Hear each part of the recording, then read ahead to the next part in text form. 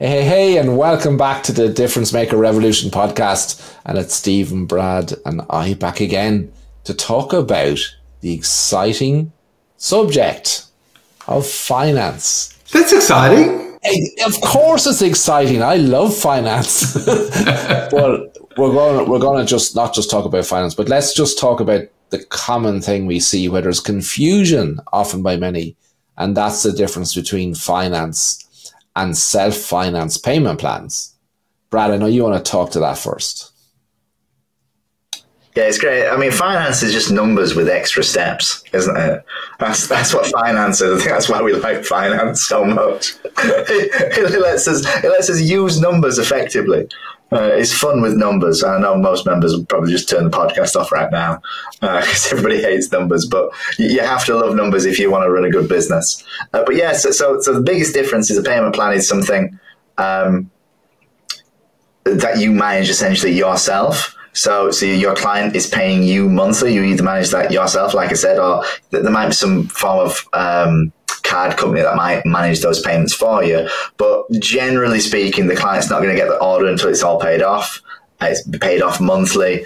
It could be at whatever amount of money that you agree on. Whereas finance is you're actually using a third-party company to come in and essentially loan your client the amount of money or the difference between what their deposit is and what the rest of their order value is, so that you can action that client quicker, so you can get their order ready, deliver the order, and then get paid from the finance company. And then your client then has an agreement with said finance company to pay the remainder of that bill. So the general considerations it's like a seesaw between, do you want cash flow quicker or do you want cash flow slower? But if it's slower, you're going to get more of the actual amount into your bank. And for me and for my business, I've always chose finance, and I'd always rather have the cash quicker, so it can help cash flow out rather than have this drip fed approach. And I've done both in the past when clients can't pass finance checks. Then we'll still sell, and it will go on one of our own managed payment plans. But it is generally the last thing that we want to do. And then there's the client gratification element, Steve, right? That if you're putting clients on payment plans and it's in 9 months and they're not going to get anything until then, surely the whole excitement is gone and lost and dead. Sometimes it's met with frustration because it takes longer for the clients to pick up because they're no longer interested. But sometimes that child doesn't even look like the same child by the time they get their product. It's a completely different looking child. And so the moment's passed for many people. We did both, same as Brad. Like the preference was to have a finance company pay us, and then the client pays the financing company, because cash is king. Getting cash in now is king. But it also cleaned up, once we moved to that, it cleaned up our production because we were holding on to things. We had to keep checking things. You have to manually, back then we were manually inputting payments until we switched over to an auto debit company that was doing it. But you're still having to check to make sure the payments come through every month. That takes time. And then somebody has to pull out the orders that are waiting, are pending, and it just clogs up the system.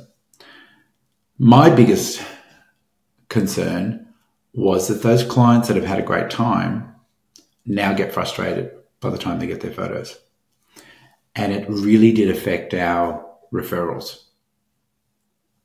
My business at the time, 60% of my business was based on referrals and getting clients to refer us and marketing to our current database. So that was really affecting it, because those people that haven't received their product yet weren't referring us. And it might be a year. And by the end of it, they're not referring us because the moment's passed. So the self-funded payment plan. We then took the risk because I saw this as costing us a lot of money for referrals. So we used to just produce everything if they were on that payment plan, and took the risk that we weren't going to be paid. For those people that were on the auto debit system and the finance company was not paying us up front, my decision was to take the risk. And we had 2 people usually every year that didn't pay. And so it was far better for us to keep the system clean. The amount of time that we saved from admin and production, it saved us a lot of money. But the referrals that we got from the clients, because they got their product, even though they hadn't paid us yet. And I know in the last podcast we talked about, cash being like oxygen. When you don't have it, it's when you miss it. I think Warren Buffett came up with that saying that, that if when you run out of, you don't realize you have oxygen as a human until it's not there, and you realize you're going to die. And the same as with cash in a business. When it's there, you nearly take it for granted. But when it's not there, it's painful. It's painful. Yeah. But Janine shared with us on that podcast, Steve, and you weren't on that podcast, but it's interesting that she does payment plans, that she self-finances as well, but she does deliver the product for the client up front, but she makes sure that the amount they put down up front at least covers the lab element. Right. So at least if she does have the odd, and she, like you said, I think she said she has one every year, if even that doesn't complete the payment. Yeah. Well, we would always ask for as much as the client possibly can afford up front. We never tell them a minimum, where I think a lot of people say, oh, you need to pay a minimum of. We would always expect them to pay in full.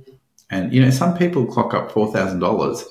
And if they're accumulating $4,000 in the shopping cart, they're usually not going to say, I don't have any money. So those people tend to come in at $2,500, $3,000. So we're only financing the $1,000. So normally I've covered cost plus wages plus some profit in that usually. I have a question that I've been thinking about since we started this conversation. And I suppose I've got one angle for Ronan and a different angle for Steve. And it stemmed from a conversation I had earlier this week with a finance broker in the UK, and just asking loads of questions for me to understand the UK finance market a bit better and what's the word on the street from his perspective.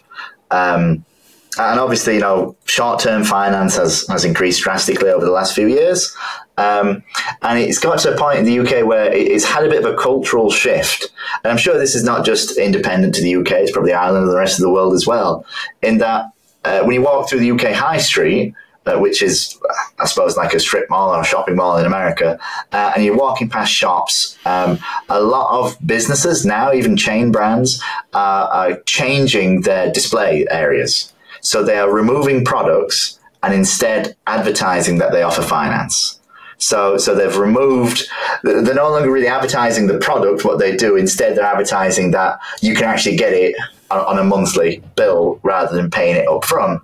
Because I think a lot of the psychology of, especially the younger generations, Gen Z, millennial, is that they now no longer look at something as being, or budget for something as being a one-off cost. They budget it as a monthly cost. And then that's completely changed buying and spending habits. It's a subscription thing, isn't it? It's a subscription. Like in America, you can get toilet roll on subscription. Yes. Yeah. You can in Australia too. Can you? Yeah, that hasn't got here yet, Ireland.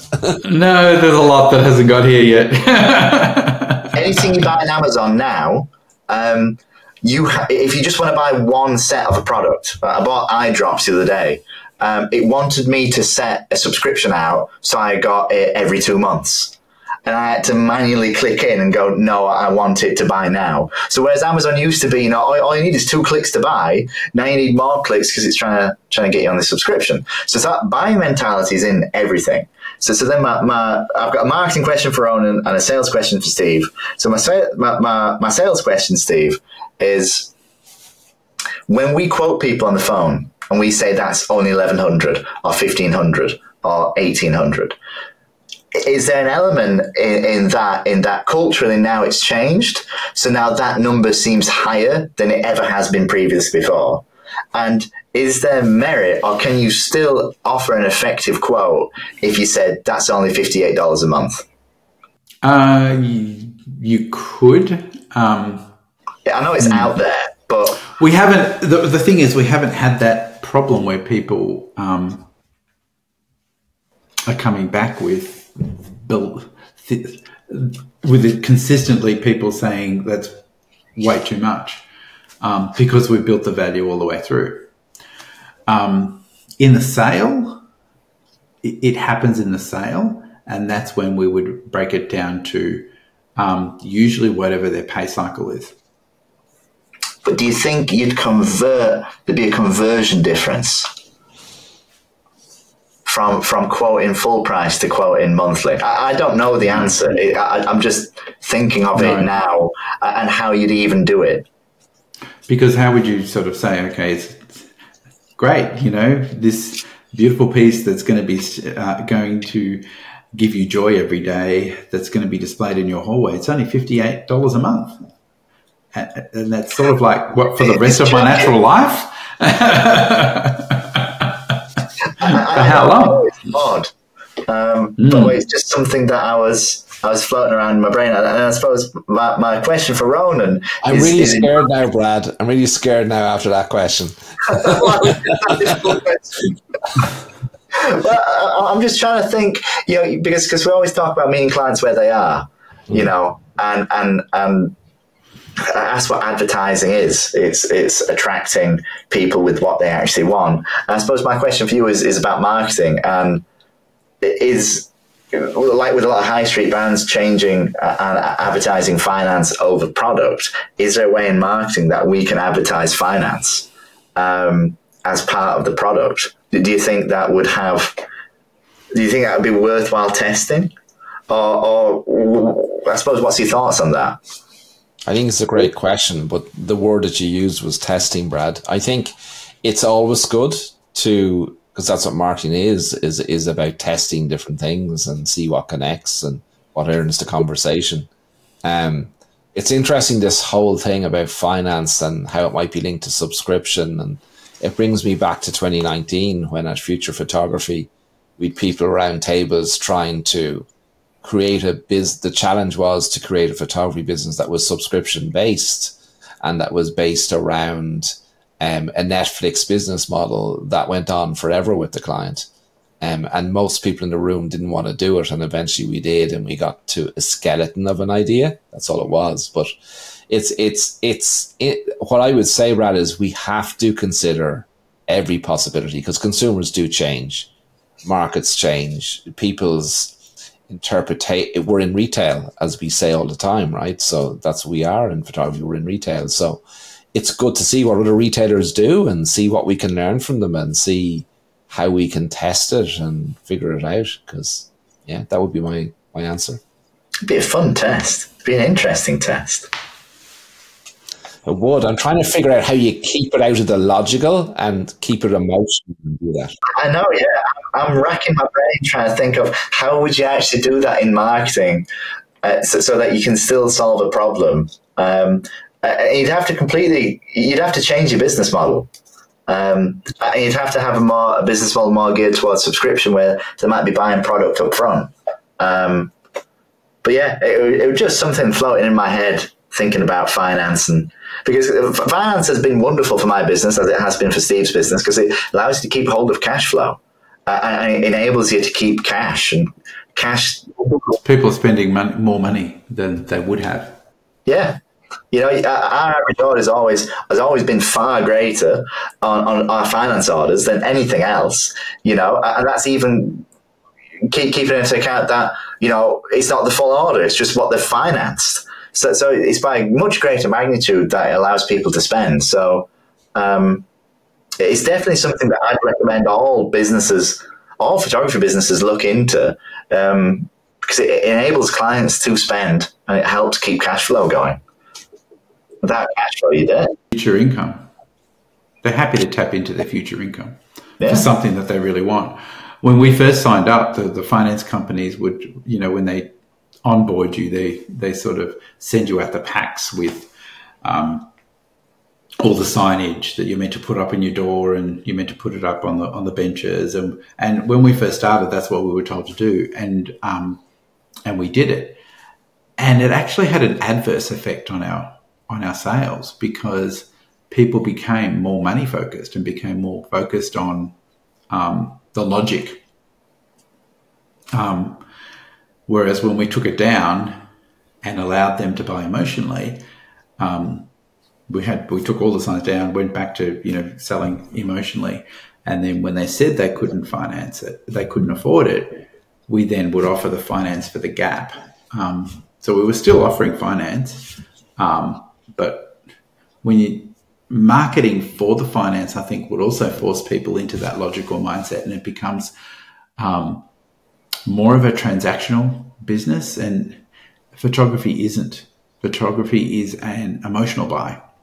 So I guess part of the consideration here is, as consumers appear, because retailers are changing, more and more retailers are doing this, and consumers are getting more into the subscription stroke, the never ever, if we want to call it that,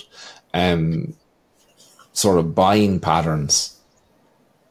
There's a chance we could be asked this question more than we have in the past, earlier in our conversation with the client. It has happened with us, where when we have had people on the payment plan version where there was a debit company, when it was coming up close to their end or finalization, we would call the clients and ask them if they wanted to continue their subscription or their payments, knowing that they were going to come in again.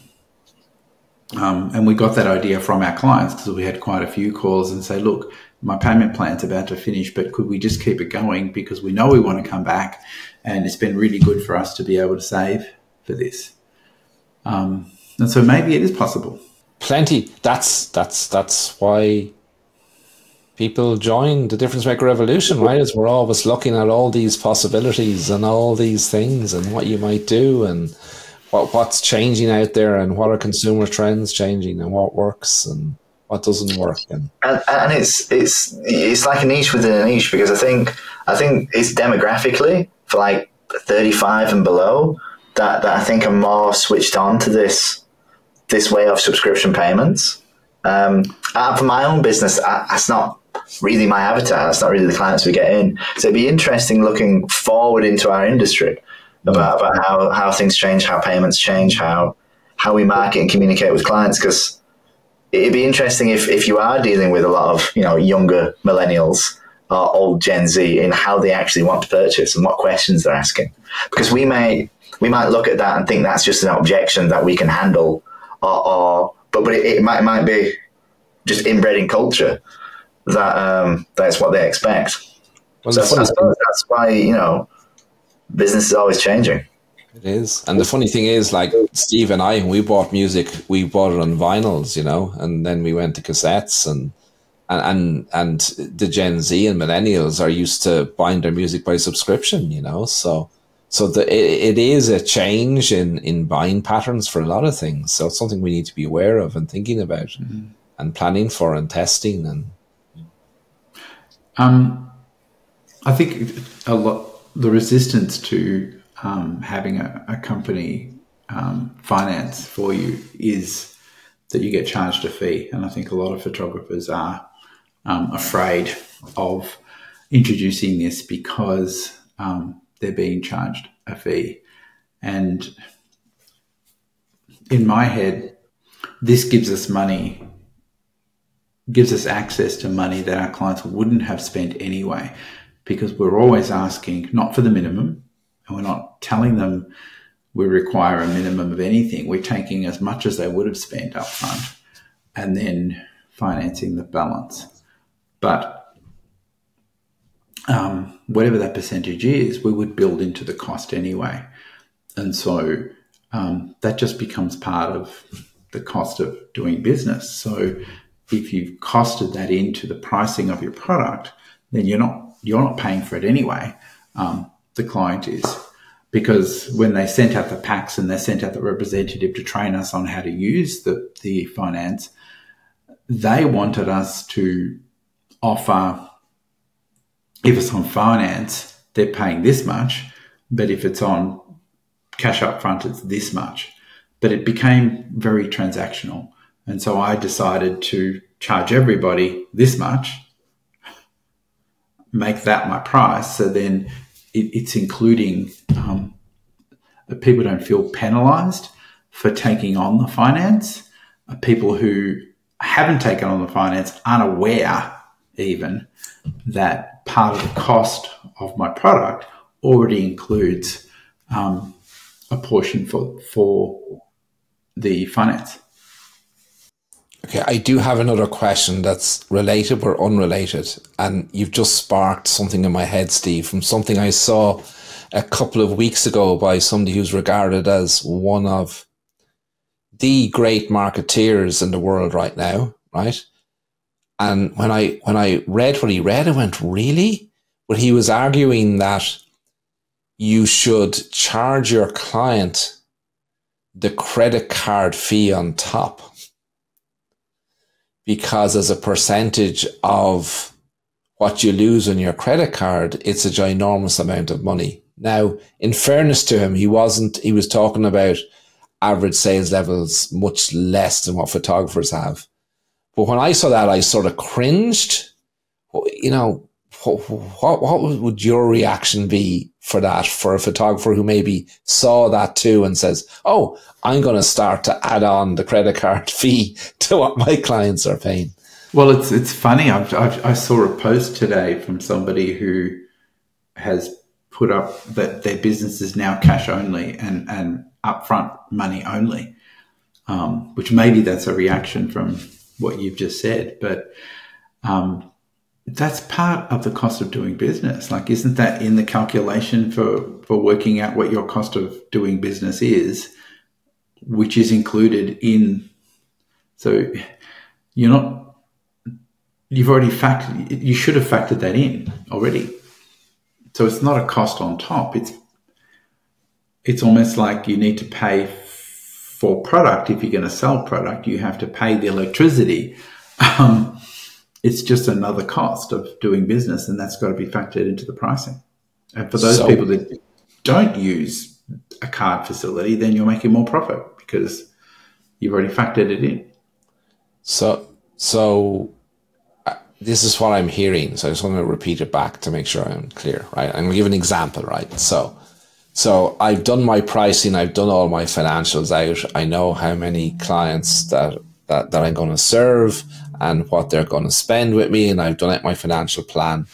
And that says that my price for a product for my folio box, right, with the 15 matted prints in there, right, is I'm going to sell that for $1,500, right? $1,500, let's just say. So, if I'm going to offer finance to any client, right, and the finance is costing me, let's keep the numbers simple, 10%, right? Would you add the 10% to that price because you've done all your business numbers on selling it at 1,400? So I'm going to add on another 10%. So it's now, what did it, 1,650? Is that what you would do? Kind of, yeah. Okay. I would take it more on a global, like I would look at my profit and loss as a whole and work out what that percentage is compared to my total revenue. Because when we're selling gift prints, the margins on those are huge, and so it just balances out. So then, the credit card charges are normally 3-4%, so it's not huge. But then when it's being diluted by the high profit things, and if you charge an extra, usually 1 or 2%, it sort of isn't a huge increase for me to ask more for, but it's sort of because like just selling matted prints by themselves or the portrait box. Let's take the portrait box, for instance. Some people sell it with 10 photos in it. We sold it with minimum 15, but most people were buying 20 to 30 prints in it. So the most of the cost is in the box, right? And then the more prints I get in the box, the more margin I'm making, right? So if you're taking it more of a global thing, rather than, okay, it's 10%, everything's going to have 10%. Because overall, from your overall income, I just used to use my monthly data to tell me how much that would be, and I would just monitor it. Right. But I do need to allow something, depending on what the data, it mightn't be the 10%, it might be 6.2% based on what the data says. But if I don't have that data, just stick to 10% on and go for it, right? Yeah. Yeah.